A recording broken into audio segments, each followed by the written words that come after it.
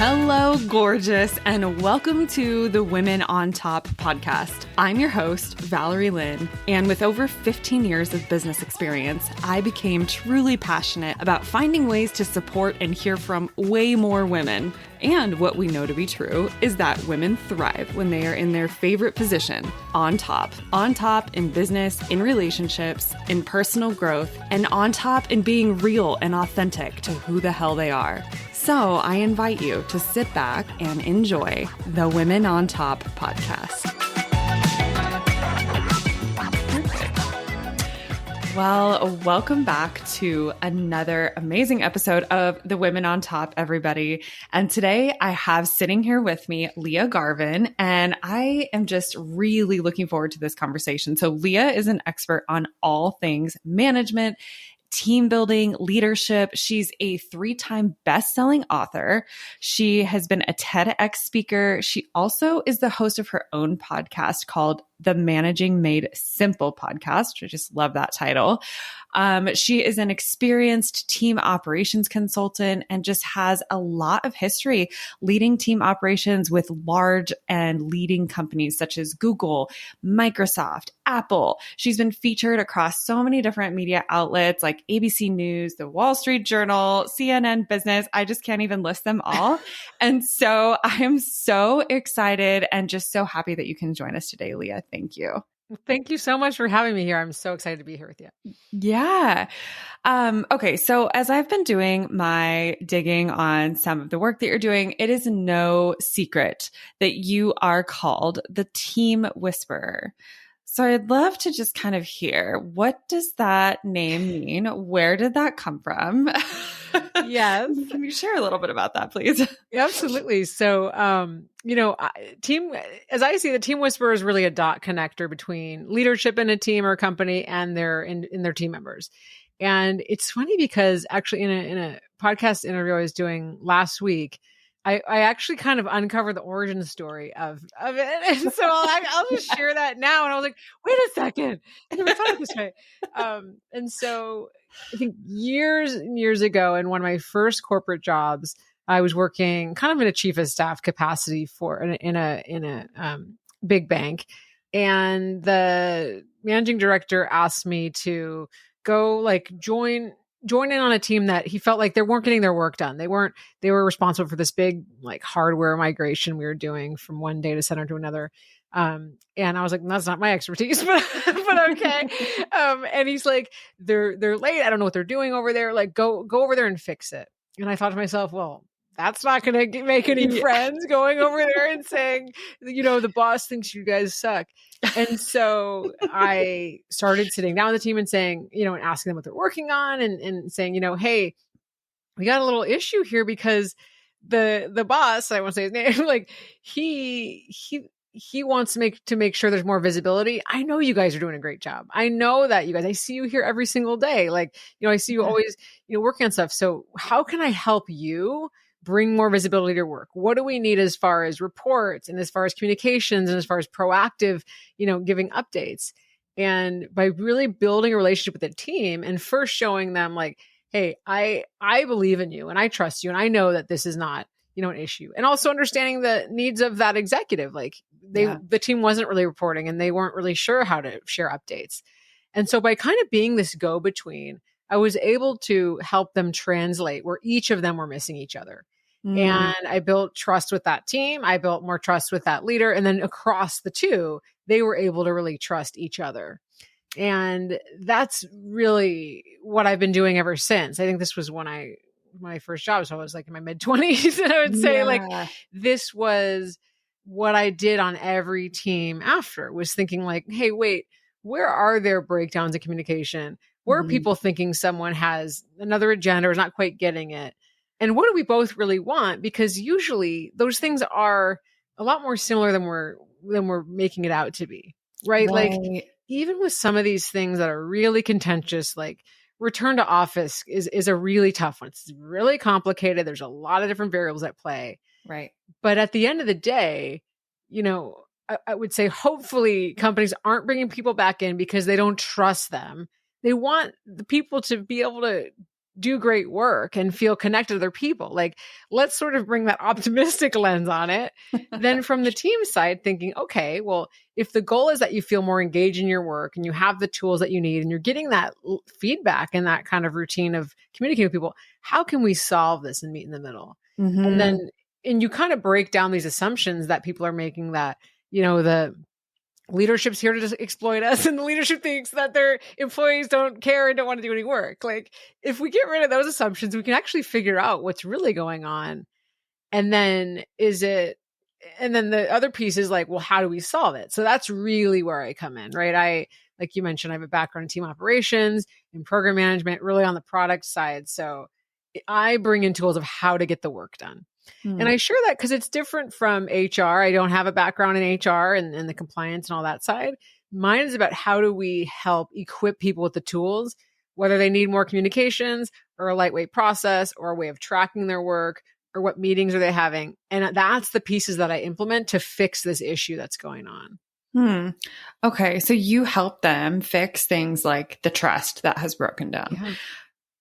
Let's get into the how, because this is a tricky, at least from my experience working in corporate, this is tricky because like you said, so often we have this predetermined idea of what leadership is trying to do. And leadership has this other idea about what their goals are and how they think it'll be perceived.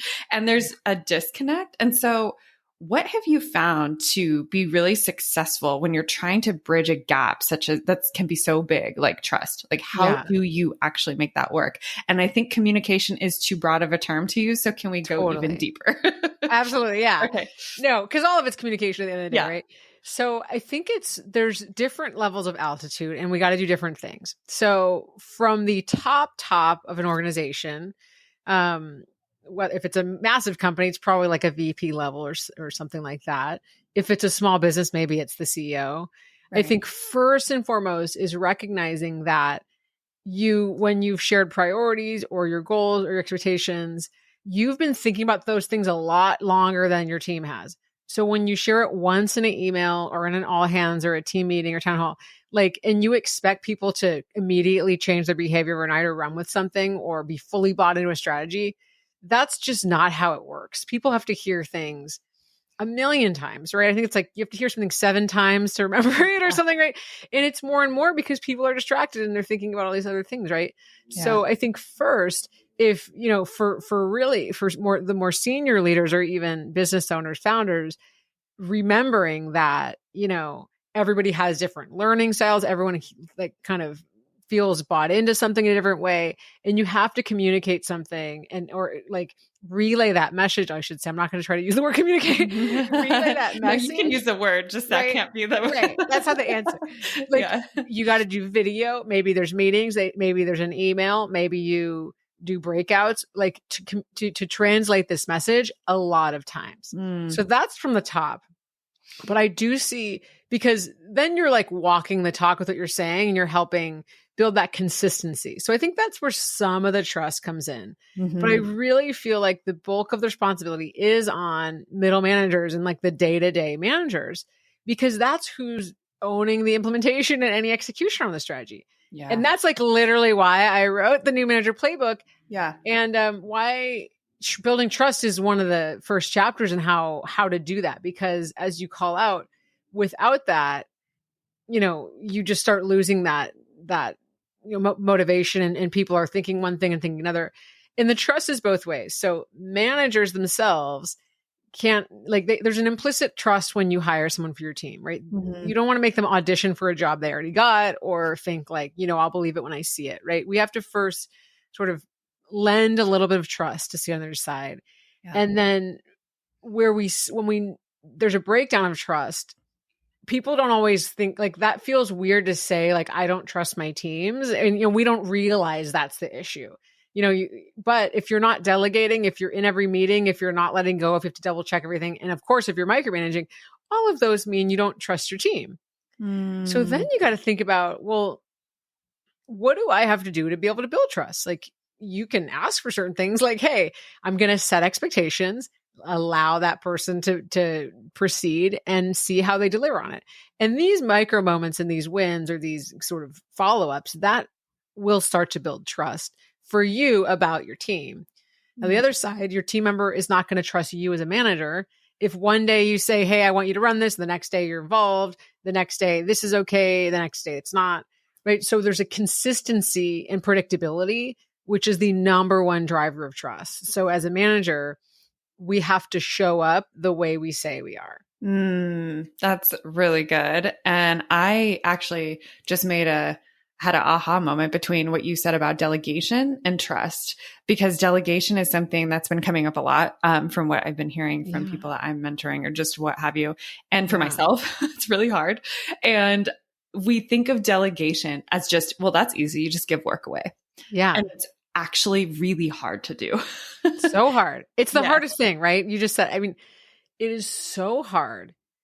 And it's hard because we have to figure out how we do something, and it might be intuitive and we might find it really easy. It's hard to explain, but we might find that, we're worried about what we're supposed to be doing. I mean, this is a trust thing in our own management chain. I think a lot of times when I'm I do a lot of work, manager trainings and programs and coaching with corporate team members. And it's hard to really be focusing on like, well, how can I keep showing my value for my own performance review, my own conversations? If I'm not in these conversations, what if my manager comes to me and I don't know the answer because I've delegated it?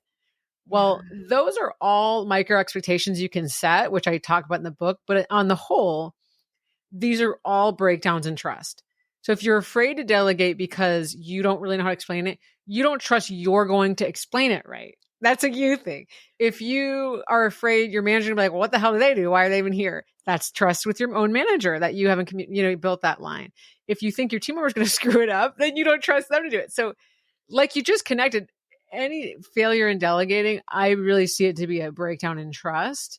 And when we repair those things, it becomes a lot easier to feel comfortable approaching delegating. It's still hard to do it. I'm not saying that, but like when I'm working with teams and they're like, there's no way I can delegate this. I'm like, oh, this is a different issue over here. Like we got to solve that first. And then they're more open to doing it. Right. And you're thinking, okay, well, like, yeah, I don't want to stop what I'm doing and kind of map out a process or, whatever, but there's no reason I can't, when before there's like a big reason they can't do it. Right. Gosh, it's so good. And it's just so top of mind kind of for me in some of the work that I'm doing. But it also, this is like a weird segue, but as we're talking, I'm thinking about how so much of this relates to our personal relationships too. Like I'm thinking about delegation and trust and these like core building blocks that actually like relate so much in our personal life. So do you see that a lot for people when you're consulting and working with leaders that, wow, this also is translating over in their personal world as well?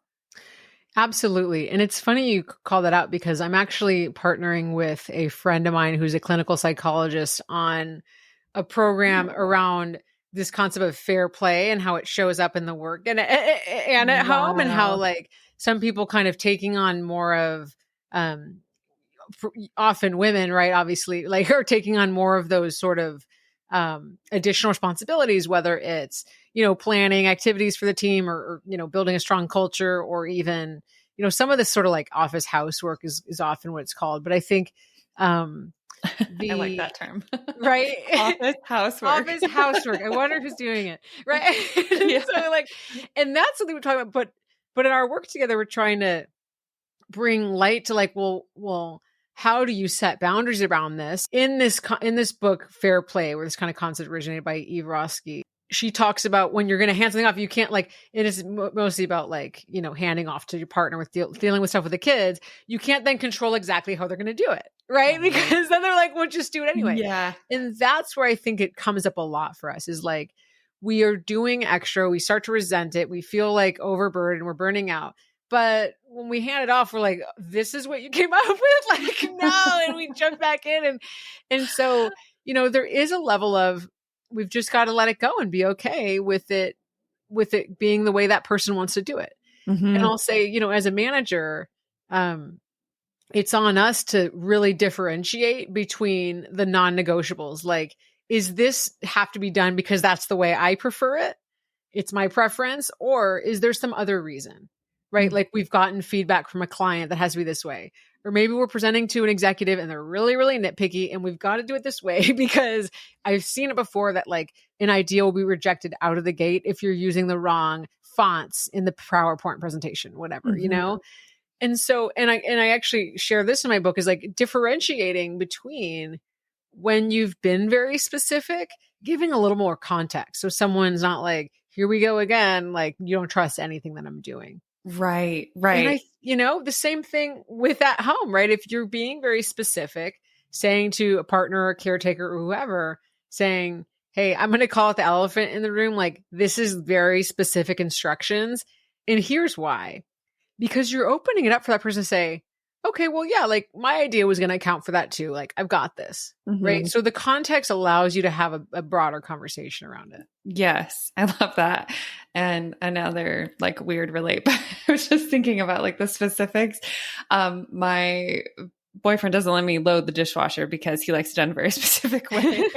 Yeah. So it kind of, but it reminds me in the sense of like, you know what? I'm actually not going to let you do this because here's why. Or if you do this, here's the way I'd like it done, please. Like, can you please rinse it out or whatever? Like, and this is a very, very basic example. But to your point, like calling out specifically, here's actually what I really want you to do within these guidelines. The rest of it might not really matter so much, but I think having that critical eye for, like you said, what are the non-negotiable pieces here? And I think that's also such a big piece of delegation. And then the other thing that came to me was, gosh, you know, sometimes I wonder if this has to do with a worthiness thing where people hold on to so much work because the more that you have that you are doing, the more that you feel like you are worth it or that you matter in the organization.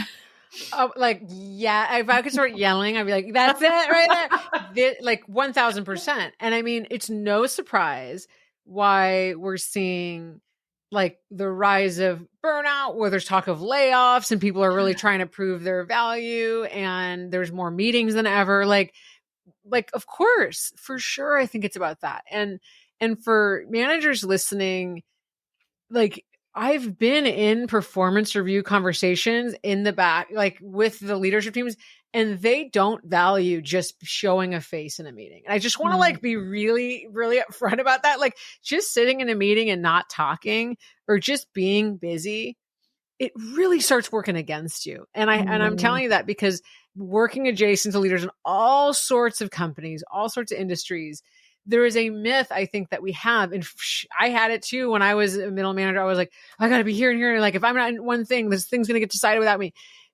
That's actually nobody else is thinking that. No one's not like, where the hell was Lia at the 1 o'clock meeting? It's like, you know, they aren't. Right. And so actually, when we're running around like a chicken or the head cut off, it makes it look like you don't have a handle on it. And it's really hard to internalize that. And I don't know if I ever solved it when I was in the corporate world. Truly, I was very attached to every single thing I was doing.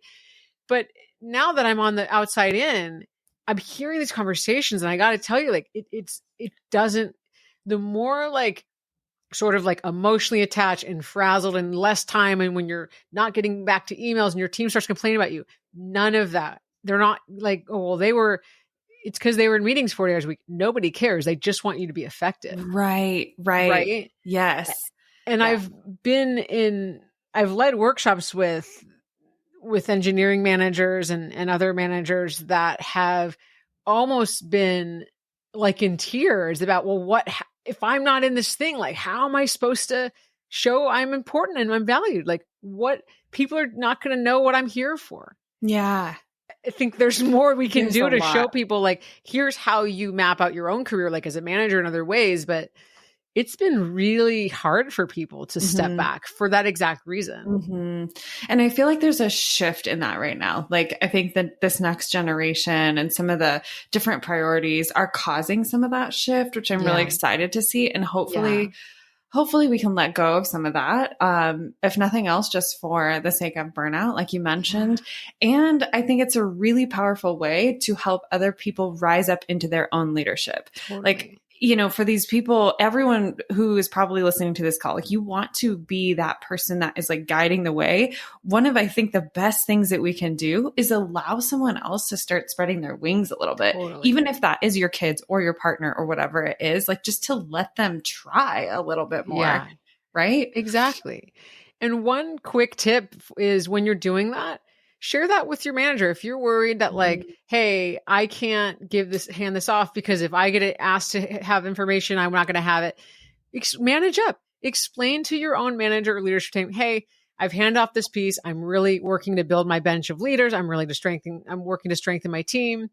I'm going to meet with this person every Wednesday about the project. I will update you after that. Like, say what you're doing and ask for some space, because I would think probably like 9 times out of 10, your own manager's like, wow, okay, good. Like, I like that. Instead of like, no, you get in every meeting and you micromanage the shit out of that person. Like, no one's going to ask you to do that. No one ever. Yeah. Said no one ever. Right. And so, but we're carrying, and you mentioned burnout again. It's like, the burnout is caused by all these different like loads we're carrying. Is like, I got to be in every meeting and I have to update my team. And like, one example, telling your team in any meeting, I'm not there. You don't need to agree to taking on more work.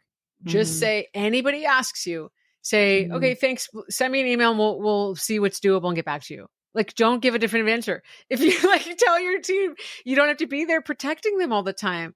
That's a really easy thing. Everybody in many kinds of jobs can implement that. Like, hey, if you feel, whenever we are asked to do new work, we evaluate it as a team. No one ever should feel responsible for like answering on the spot.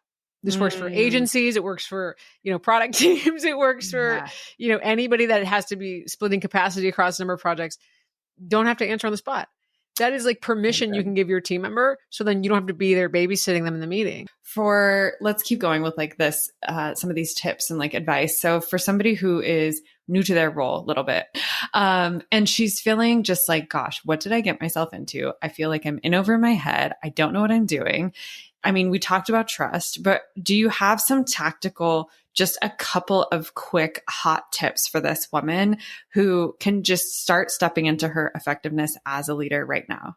Yeah, I have one, but I will say for that, my comment about the engineering managers and tiers, those were men, by the way. So it's like, I was not saying that's the women are the ones crying. Anyway, totally. Just had to bring that back in. That's perfect.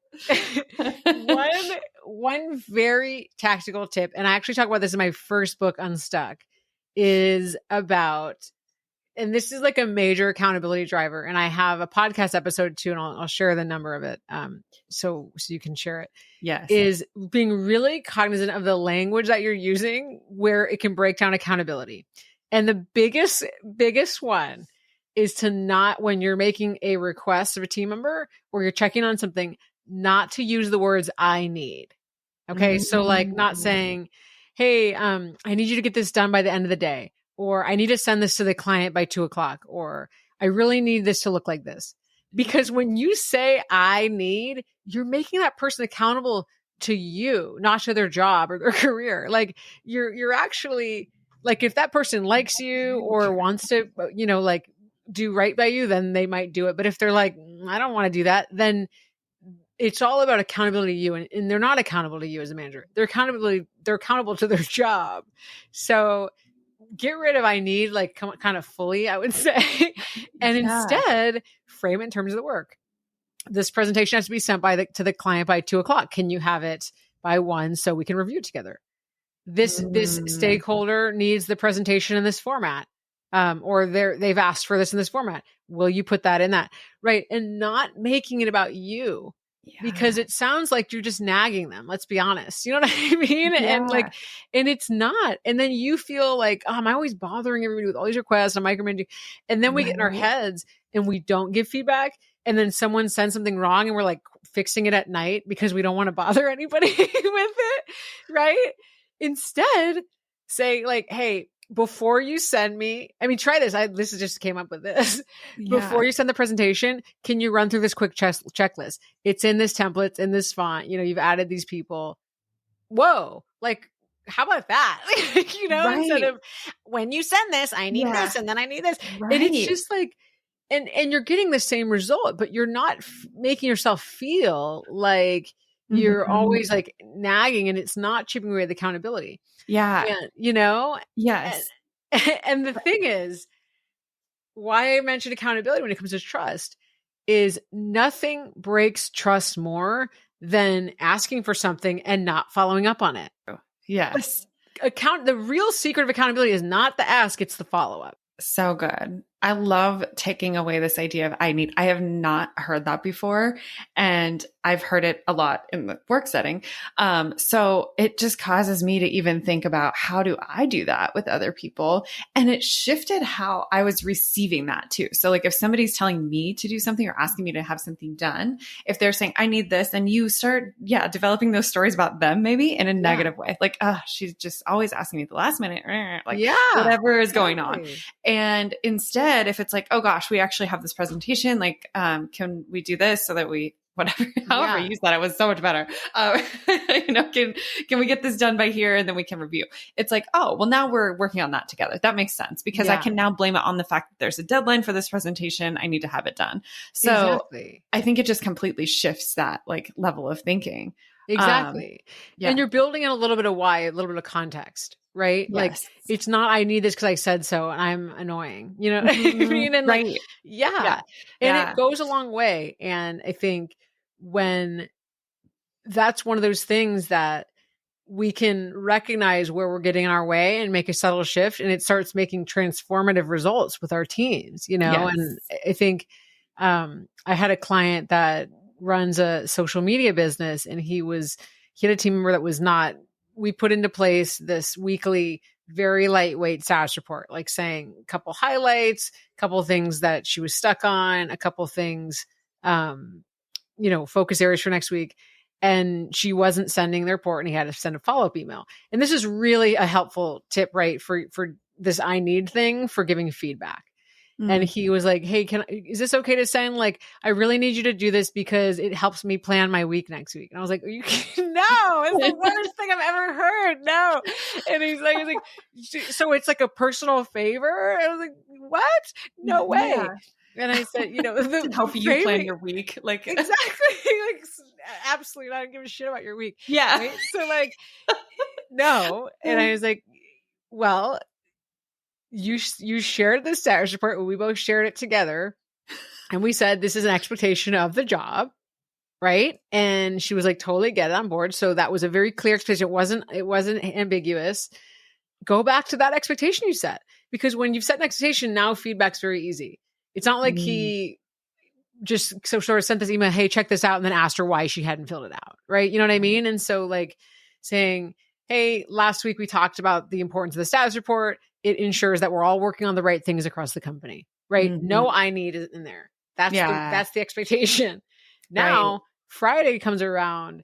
Hey, checking on the status report. As we talked about, this has to be in by 5:00 each week. That's it, right? Nobody, I need shit, right? No, so like, no one cares about your schedule. No one cares about your schedule. And then it makes it really easy. Again, if you find, hey, this team member is not working out, or I feel like I'm having to repeat myself, now you have very clear expectations set where you followed up on them. And now you can assess like, hey, we've talked about this 3 times. I'm getting really worried about it. You know what I mean? Like, is this a job that you want to have or whatever? And again, not an HR person, but like the more you document that, the easier those conversations are. Absolutely. Absolutely. That's so critical too.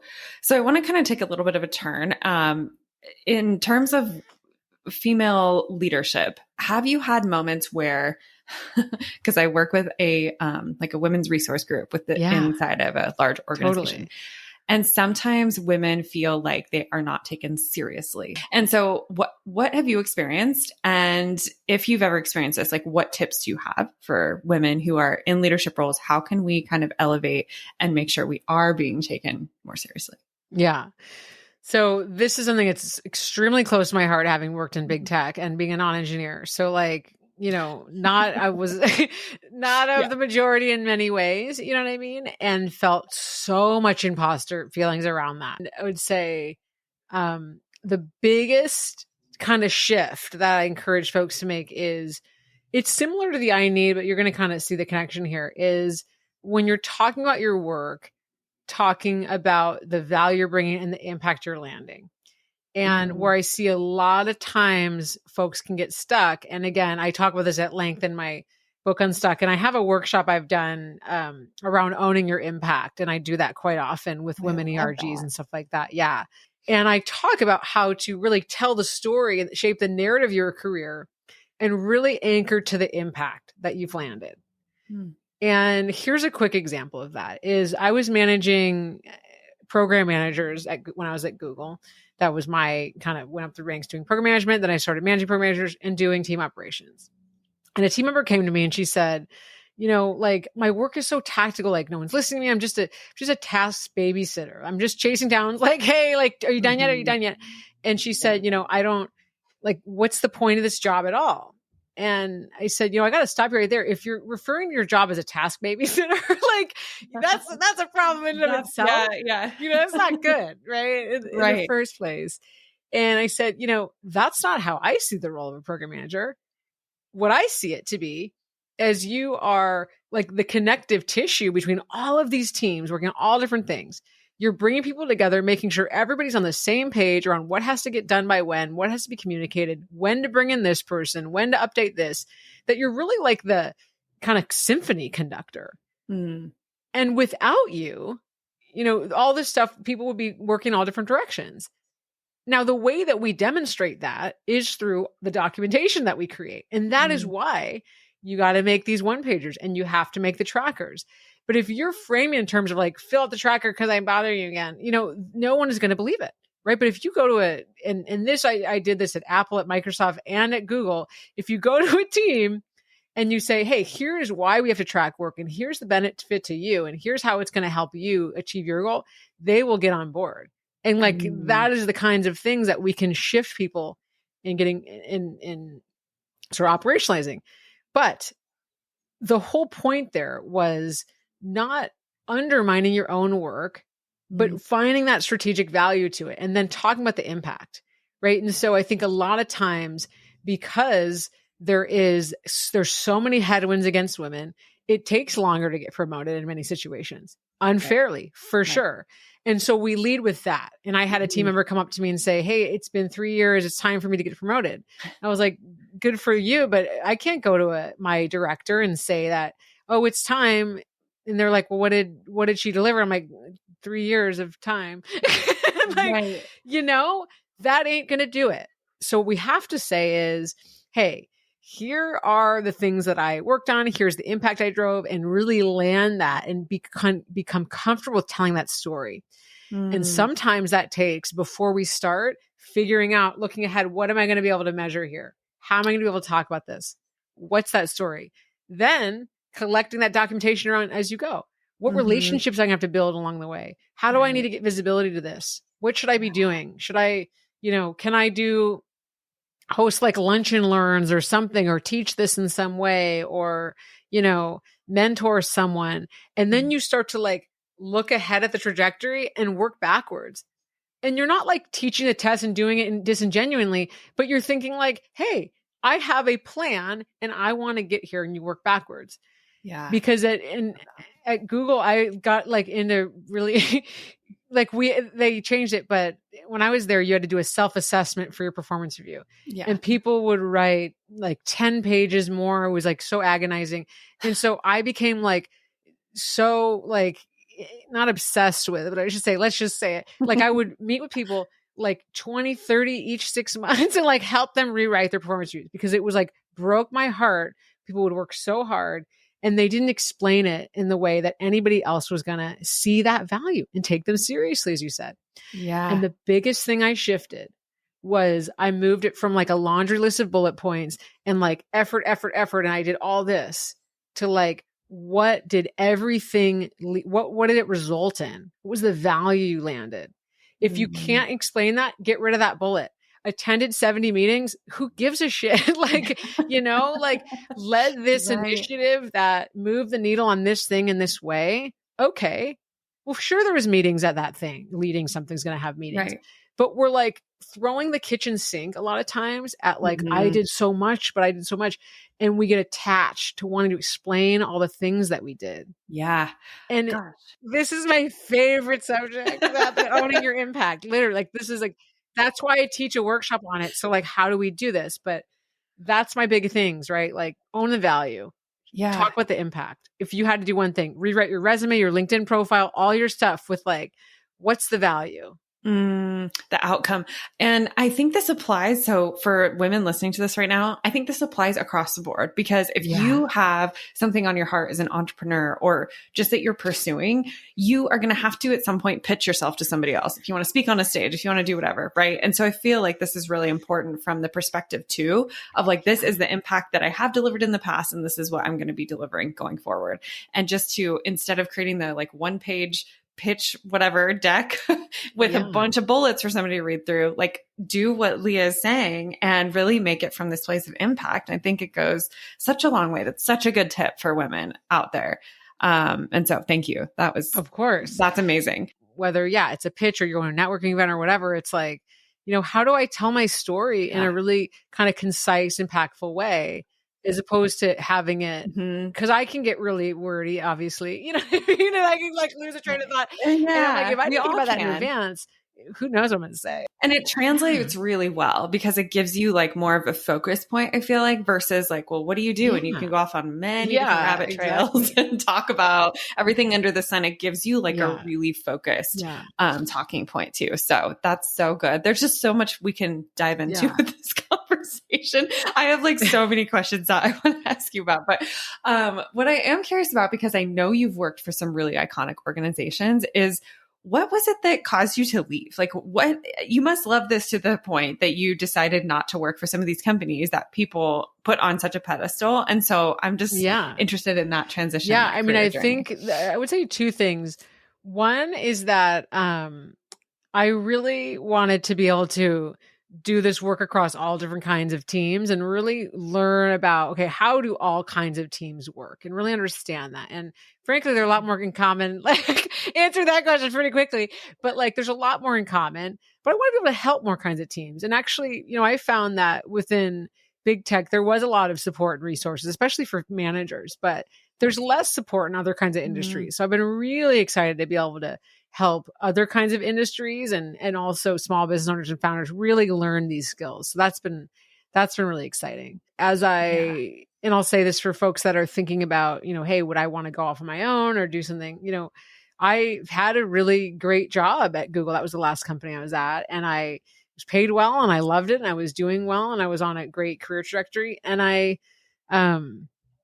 just felt like, if I don't do this, like, I'm never going to do it, And I think we all have our reasons where we feel like we can stay or make a leap. But I think I will say, a lot of folks in corporate ask well, what about, stock you're leaving on the table? Or what if I am the primary breadwinner in my family, which a lot of women are these days? Or, what about this and that? Right. I think there is a level of risk associated with doing it. Of course there is. And there's risk with staying. There's, a lot of uncertainty in most companies and everything these days. And I think, sort of taking stock of that yourself, it's really helpful to work with a coach or be a part of a program and get support, like kind of something, so that you feel like you've really kind of sussed out the opportunities. And it is hard to build your own business from scratch, you know what I mean? And so I think too, it can look very glamorous when people are doing it.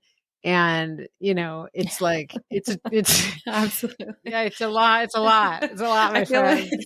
It's not the same. I think it's good advice to really like assess, kind of like you said, assess the risk, because there's risk with both. I love that, like what you just said about that, because I hadn't really thought of that. Everyone has forever, I think, and this goes back generations, just thought that the corporate space was so safe. And not that there's obviously risks with both, but I really like that point, that there's a risk with staying in a corporation too. And so just kind of weighing that out of like, where are you at? Where's your passion lie?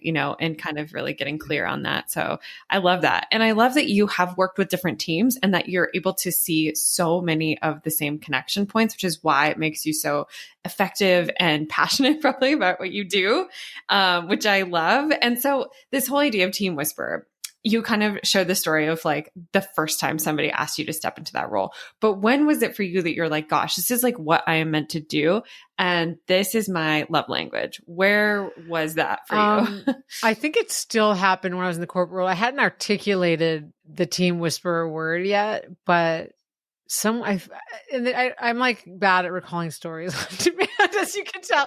But like, I remember when I was at Apple, I was working on one of the designers I was working with was really, really stressed out about like getting work done. And one of the producers asked me like, hey, like, can you talk to her? Like, we just, like every time I asked her, she's like, she's really freaked out and like can't get, and I was like, I went and talked to her and it was like, I just asked her how it's going and I listened to her. We made a plan and like, she was totally fine. And I was like, hey, like what, how did this not go well? I went back to that guy and he's like, how did you do that? Like, this is like a magical power. And I was like, well, I just talked to her. Like, what were you doing? You know what I mean? And I think, yeah, right. like, you just like sending emails and assigning bugs probably. Right. And I think like and then I heard that from a number of folks in these like high stress environments, a lot of that was a very high stress environment. And then in kind of subsequent roles, like, how were you able to get through to that person? Like, I couldn't do it, and I think sometimes when something feels very intuitive to you, that's where you kind of know that's your jam. But I really try to teach that to teams and to leaders, especially because I just don't think we're listening the way that we could be, and I think the lens that maybe I add is as an outsider, especially coming in, but it did it a lot as an internal team member. But I think just showing people that you care and you want to hear how they're doing and you're going to sit down with them and figure it out. Another thing we can do disproportionate as women is like discount our superpowers and like, oh, it's nothing. I was so proud of this. Like, I love that. And I love this work. And it's something a lot of us can tap into. Yeah, that's a good point too, that we discount a lot. And I feel like women do that. And this is kind of a generalization, right?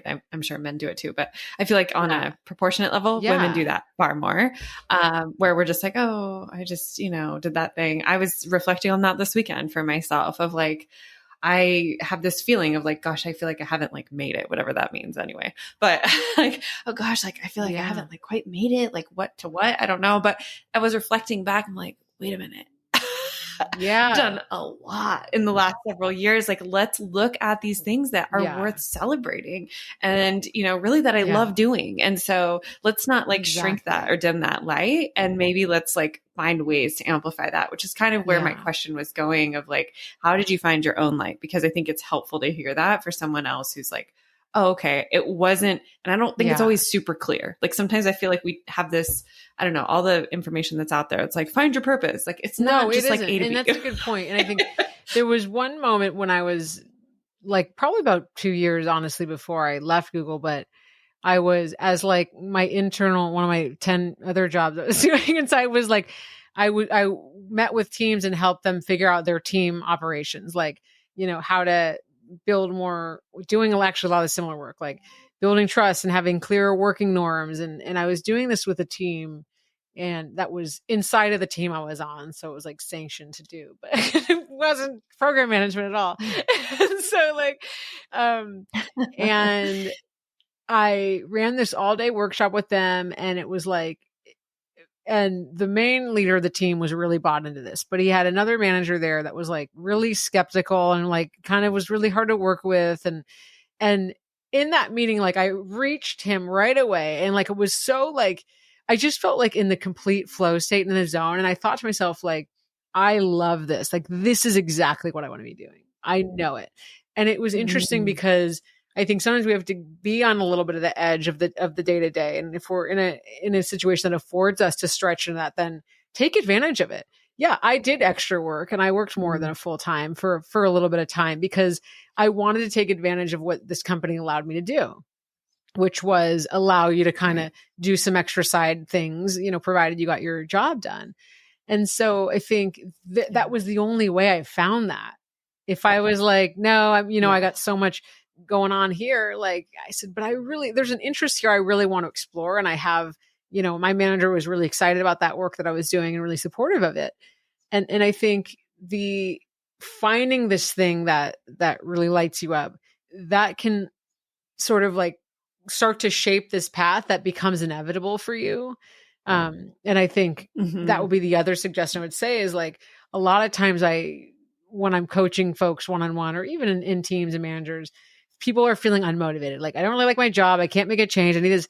And sometimes we have to add other things to the story, even when we don't feel like we have time. You know what I mean? And Like make a little bit of space for some interest and start to see.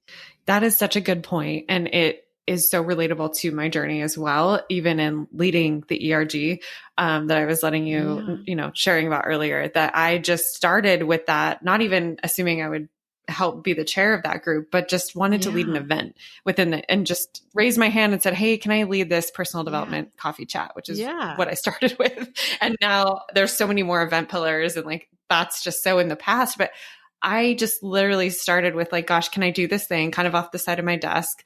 Because for anyone who knows about CRGs or ERGs or whatever you call it within your organization, it's not really part of your day job. But it really has become something that I'm passionate about now, that women's group. And it has led me to so many realizations and transformations within that. And so I appreciate what you're saying as far as like, gosh, if there's something that you feel that little tug of like, there's interest here, I think it is so worth exploring because it might not be that thing, but then it leads you to something else. I have a tradition on this podcast where I invite the last guest to share a quote or piece of advice for the next guest, not knowing who it is. And then, so I'll share that with you and then I'll leave you the opportunity to do the same. The last guest that I interviewed left a short and sweet quote that she said was on her AOL Instant Messenger when she was younger. Fun fact. But the quote is impactful and it's this: live life to the fullest, never regret, and always risk. That's a wise, like, teenager. Whoever put that. I know. That's what I said. I was like, gosh, that was not what was on my Oh my gosh. So I'd love to, give you the opportunity to leave something. It doesn't have to be a quote per se, but just something that's landing on your heart that you'd like to share for the next guest. Yeah. I mean, I think, well, if I'm, I would say for anybody that's feeling stuck, whether it's a leader or a middle manager or anything in between, I think a lot of times, especially as women, we try to muscle through it and figure it out alone.